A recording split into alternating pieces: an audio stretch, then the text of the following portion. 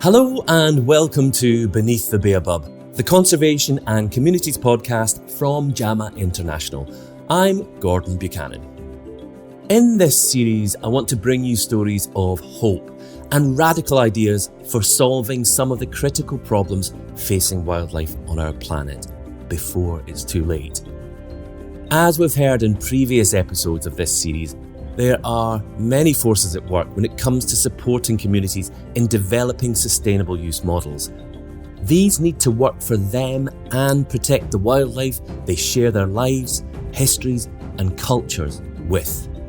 Then there is the challenge of scale and of reshaping some of the misconceptions that exist in the global conservation community.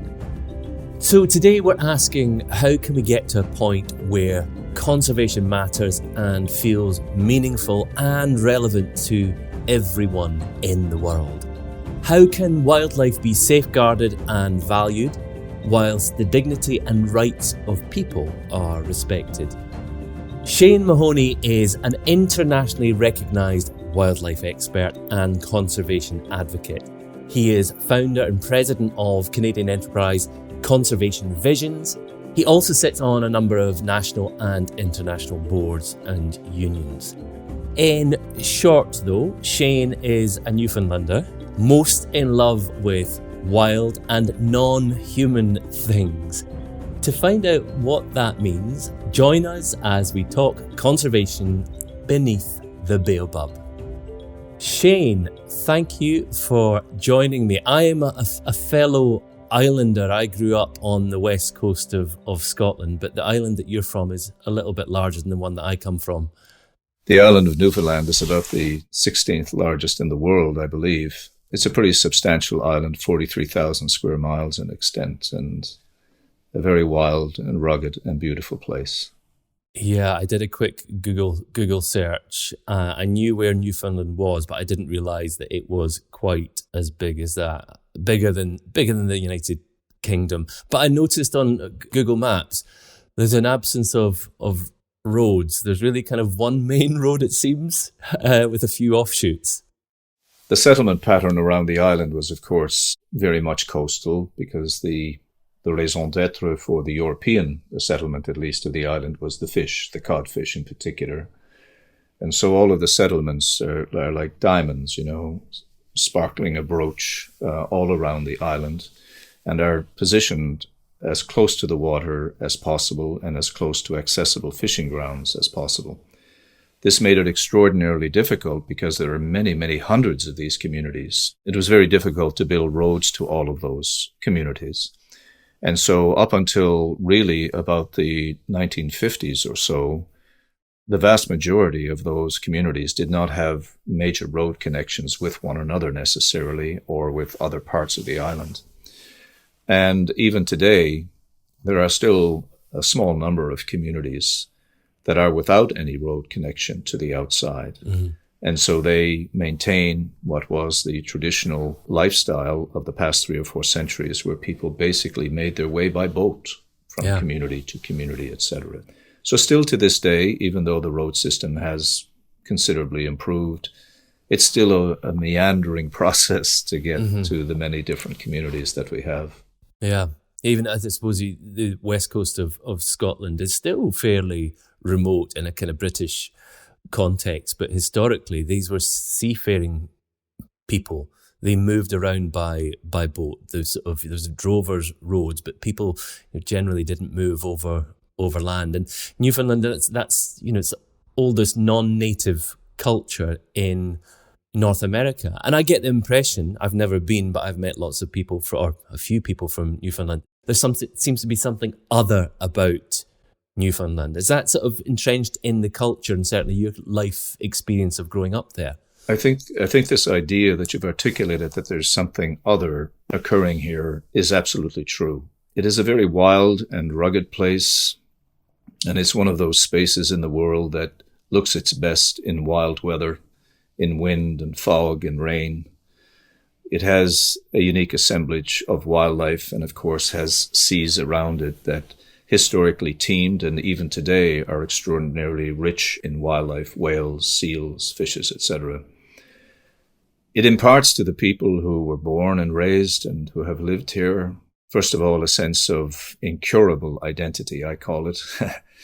It also develops a longing for certain kinds of expressions in terms of humor, in terms of outdoor engagement and understanding of the natural environment that goes very, very deep. And as a result of this, we have a great sense of a unique culture that lives its life in a very unique relationship with the natural world.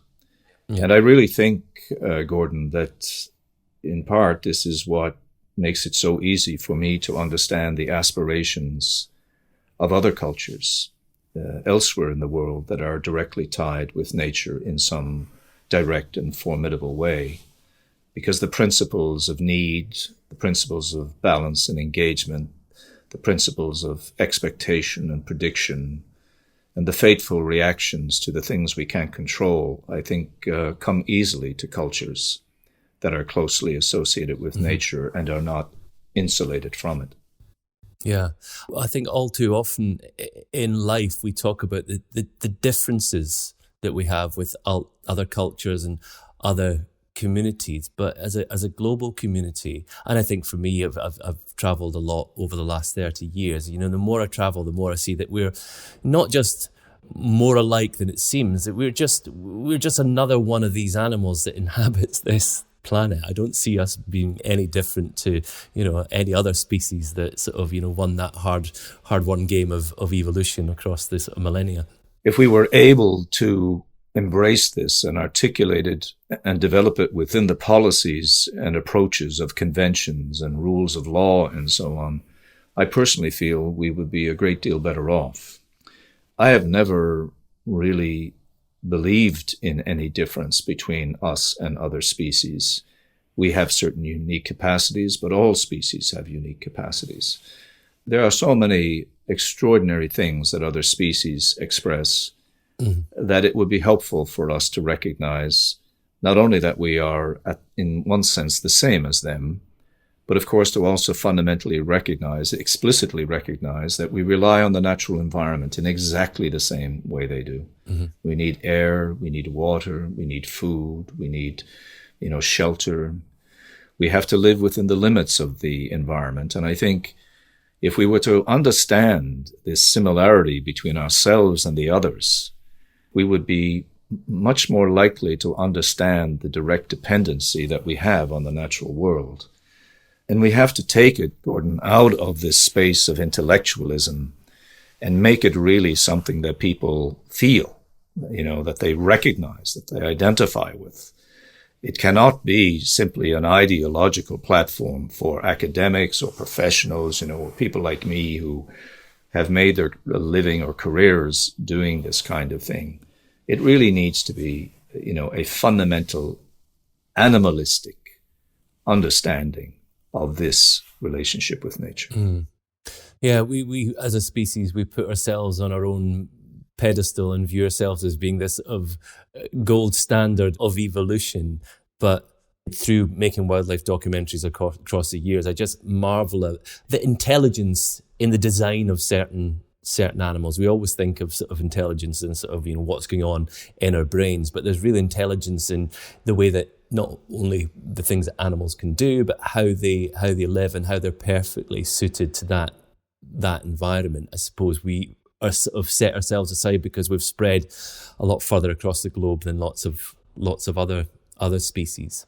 Growing up in a fairly wild part of the country myself, it was all about being outdoors. I knew that there was no way, I didn't want to be in an office. I was just wondering, kind of, when you were in your formative years, how did you see your life panning out? Was conservation always sort of one of your desires and ambitions?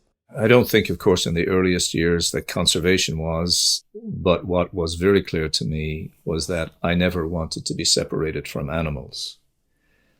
I don't dislike people, but I love animals, and in the very general sense, all of them. And my experiences as a boy, living amongst them and with them, and having, I'm sure just like you, absolutely total freedom to explore the outdoors and to engage in very dangerous play near cliff edges and near crashing waves and all the kinds of things that happen in those environments. It just tied me to them in a way that made them so natural to be around. And so there was never any doubt in my life that I would go on to do things that involved animals. But I ended up working in the field of conservation, working, of course, to ensure, first of all, that wild things always remain with us. But I also never lost for a moment this tangible, explicit, very deep appreciation that the human communities that were dependent on nature were essentially just another community of animals that were making their way. And this meant for me that I could not as easily separate my thinking and my writing, my books or articles or lectures, whatever. I could not separate that into components that talked about wildlife sort of exclusively, because I always felt that we had to talk about wildlife either as embracing humanity or as humanity, wildlife as some sort of amalgam.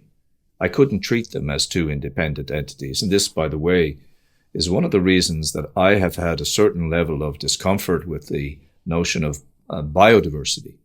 I understand the very well-intentioned reasons as to why it was coined, but in some kind of subliminal way, it seems to me to break us apart. There's humans and then there's biodiversity. And I never liked that, because we cannot simply see ourselves as shepherds and custodians and having dominion over, even if it's a benevolent dominion. We can't see it only up to that threshold and really understand how we are going to safeguard the natural world and wildlife. Because ultimately, we have to understand that we have to safeguard the systems of the planet, Gordon. It is the interacting systems of the planet, the natural systems of the planet, not just the lands or the oceans, but the soil circulation systems, the weather circulation systems, all of the interacting patterns of the planet are what we must ultimately preserve. I really see the human nature continuum as the vital conceptual construct that the world has to adopt. Yeah, that's an interesting take on it, because in this podcast we've talked a lot about communities, rural communities in Africa a lot, but also the global community. And I suppose what you're saying is that global community isn't just made up of human beings, it's communities of animals living in the wild parts of the world. Can you tell me a little bit about conservation visions? And I'll point out it's plural visions. How did you come to set that up? And what is the goal of conservation visions? Well, before having conservation visions, I had a long career within government as a research scientist. And I, did the normal things of establishing population surveys and quotas and for hunting purposes, but also for looking at environmental impacts on wildlife and so on. And so I had the experience of looking at all of this through the eyes of a regulator, so to speak, but also I had an institute at the university which allowed me to, heavily engage in very exciting field research for a quarter of a century. When I left government, I wanted to step out of something that was regulatory and bureaucratized and develop something that could speak emotively to what I held to be the most important views towards nature, and to be able to speak emotively to other people in a way that hopefully would encourage them to become more involved in conservation or just more concerned for the natural world. In the end, I called it Conservation Visions, and you're quite right, it is plural, and it's deliberately so plural, because I don't think that we can expect that any one individual, any one human being, any one government, any one nation, any one community can have sufficient breadth of understanding of the complexities of the natural world globally, can get all of the answers right. And we live in such a rapidly changing world with deterioration in natural systems, loss of species, the climate change issue that we are trying to grapple with, that we must be prepared to adjust and change our views of what is most acceptable. People hold very strong views about their own place and what they should be able to do within the natural world and how they should be able to benefit. While those various views lead to tensions, Gordon, and cause much debate and consume much intellectual energy, they are real, they're fundamental, they cannot be done away with. What we have to do is to find enough commonalities in those many visions to do the right things for the natural world, very often against timetables that are not in our favor, such as for the extinction of individual species, or the loss of particular habitats, or the degradation of particular habitats, and the loss and degradation of the values and importance of the diverse human communities we have in this world. My mission is to create a world where wildlife matters, where conservation and citizenry are united, but that it's a core part of our ideas of citizens of any country in the world, that conservation must be one of the values that we absolutely stand for, and a world where the safeguarding of nature embraces seamlessly the idea of the safeguarding of human cultural diversity and expression. Yeah, I think there's this view that conservation, particularly I suppose in urban settings, that conservation is about the preservation of habitats and species, full stop, and that there shouldn't be any kind of exploitation, or not exploitation, but sort of even sustainable use of these living resources. But you're a well-known supporter of using these sustainable wildlife resources as a positive force for conservation. And you obviously see the importance that it plays in cultures around the world. So can you give me some examples of that, of the use of living resources where you live? Absolutely. I am also in support, I would point out, of sustainable use activities because we have no alternative. All of us are utilizing nature, Gordon, in one form or another.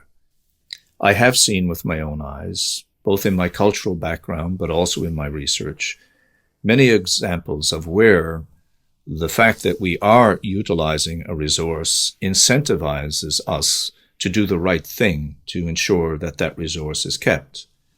Locally, inshore Newfoundland fishermen, which were tied very, very closely to the fish stocks around our coast, of course, for centuries and still to this day, are outspoken advocates for the conservation of that resource, not because they are saints, not because they are perfect human beings, but because they understand that their own livelihoods and the opportunities for their children and their grandchildren and their own communities where their parents and grandparents and great-grandparents are buried, that the only way to sustain these communities is to make sure that the resources they depend upon are sustainably and not unsustainably utilized. It is a very clear equation in the minds of people who live close to resources, and this is borne out with many of the histories of indigenous and tribal peoples in North America and around the world. Let's imagine that we did not utilize many of the species that we currently do through, recreational harvesting, through hunting and angling and fisheries and so on. Does anyone really believe that we today would have the mass of scientific information that we have accumulated over decades and in some cases over centuries to monitor, to count, to assess the viability of, to understand the ecology of those populations of all those species? If we were not utilizing many of those species, and it's not just wildlife, but timber, forestry and so on and so forth, we would not have been motivated to launch these massive scientific investigations and accumulate in an ongoing, consistent way this kind of research. And so here is another broad-scale example of how utilitarianism, the utilization of nature, the respectful legal utilization of nature, can benefit all species because of the understandings that we have developed of ecosystems and species interactions. Both Canada and the United States, at about 1880 to the year 2000, they were literally, or year 1900, they were literally in a space of losing vast amounts of wildlife in the two countries.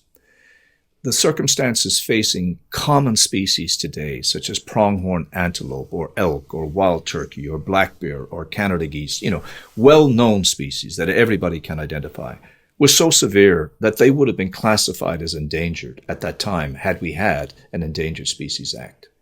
It is a very clear history to show that their recovery, their maintenance, their monitoring, the research of them, and the sustainable utilization of them were all intimately and deeply connected. And so we have a clear example at the continental level of how sustainable use of resources can lead to major conservation progress. And you have to remember that along the way, we benefited so many people, so many communities. In the United States alone, 600,000 jobs annually are created in rural places. Is this to say we don't have problems with lots of these things? Of course not. Conservation is the most complicated business in the world. It's the interface of politics and human greed and human desire, cultural motivations and law and economics. And so we are never going to have it perfect. But certainly one of the main drivers that can be successful for conservation is to develop incentivized programs that rely on the fact that people utilize and are dependent upon resources for their own sustenance and for their own economies and for the benefits of their own families and their own communities. Mm-hmm. It's interesting hearing you saying that from the furthest reaches of Canada, but what you're saying, the essence of it is true for the entire planet. There is a misconception in the global north that of conservation and communities aren't part of the same thing, and they really are. All living things are shaped by their environment, by the landscape. You've obviously been shaped by the landscape that you grew up in, and I suppose people living in towns and cities in the United Kingdom, certainly, they're shaped by their own landscape. What do you feel is the biggest misconception that people living in those urban environments have about conservation worldwide? Well, first of all, I think it is true that it's possible to develop a dichotomous proposition, I suppose, that people living very close to nature in rural circumstances and those living in urban settings can develop, quite different views of things. At some level, that's kind of, in quotation marks, natural. It's what happens. But I will say that there are often diversity of views, within rural communities and within urban communities as well. But what I do think it's fair to say is that there can develop attitudes and values in distant places which feel that the activities undertaken by people in another part of the world should simply not be allowed. And this very often, of course, occurs with those individuals who feel that way, actually having very little insight to the practicalities and the realities of the existences and the lives of the people who are utilizing those resources in ways that some of these distant communities don't want to see. But of course, they're not living with the leopards, are they? They're not living with the elephants, are they? They're not living with the lions or the wolves or the grizzly bears or whatever the particular case might be. And so it's easy enough to say, hands off and just let's all live in harmony, and the lamb will lie down with the lion. But there is a real need for the world to recognize that two things have to happen to advance community-based conservation, justice-delivered conservation, rights-based kinds of conservation approaches. One is that we have to find ways to empower and lift the voices of those smaller communities and organizations who obviously will not have the same kind of wealth and capacity, to reach big audiences as some of these very well-established larger urban entities and distant entities in the world. So we have to find ways to assist in capacity building and the uplifting of their voices and the exposure of the realities of their lives. And at the same time, however, we can't simply just do that. We have to work on emphasizing and clarifying for people who hold these views that activities they don't engage themselves are wrong or perhaps should not be undertaken by other people. We have to educate them to understand the realities of existences. It is easy for a European body to decide, for example, that markets for seal products should be ended and not think about the fact that the rural Newfoundlanders who have lived and worked and consumed and eaten and used the fur and the meat and the oil from those animals and built an industry around it which provided livelihoods, that those people are still living with now somewhere around 9 million of these seals. And despite everyone recognizing that there's no conservation threat, there is no desire or no measurable desire on the part of the European Union to change this particular view. Mm-hmm. So with your sort of tenacity and with your optimism, what are your hopes for the future of this planet in terms of conservation and moving forward with your visions? I remain optimistic for several reasons.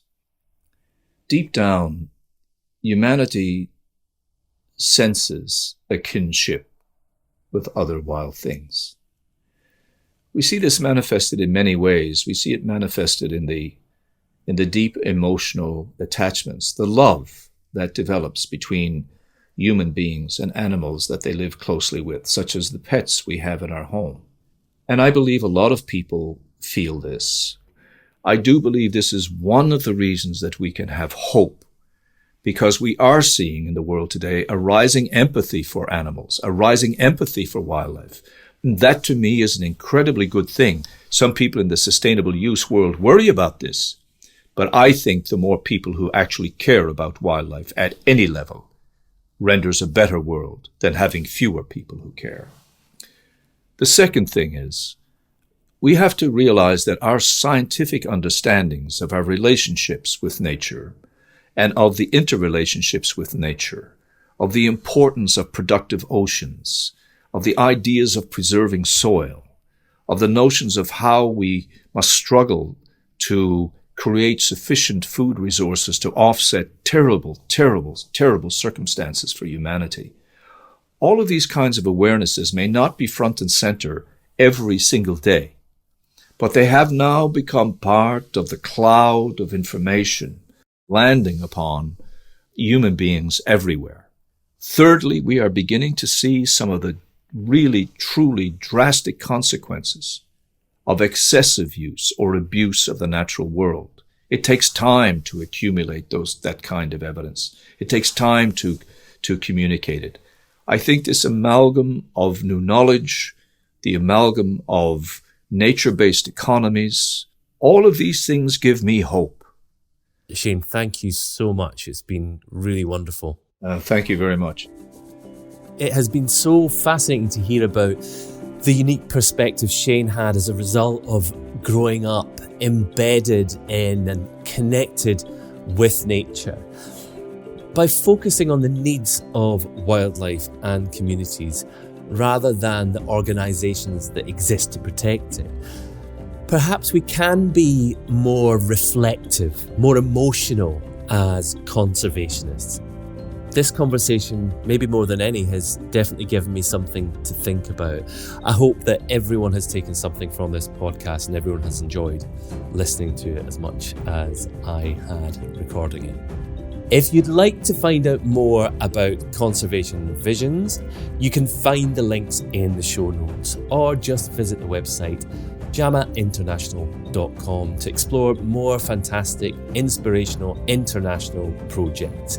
If you'd like to listen to our next episode, make sure you follow or subscribe to this podcast on your favourite app. Jama International are passionate about conservation and well-being for people and planet, and know it's crucial to open positive dialogues and share ideas. If you'd like to share this podcast, please do so with the hashtag #BeneathTheBaobab. As you know, Baobab is spelled B-A-O-B-A-B. Or maybe just start a conversation with a friend, a family member, a neighbour, or a complete stranger. I'm Gordon Buchanan. I hope you join me next time beneath the Baobab.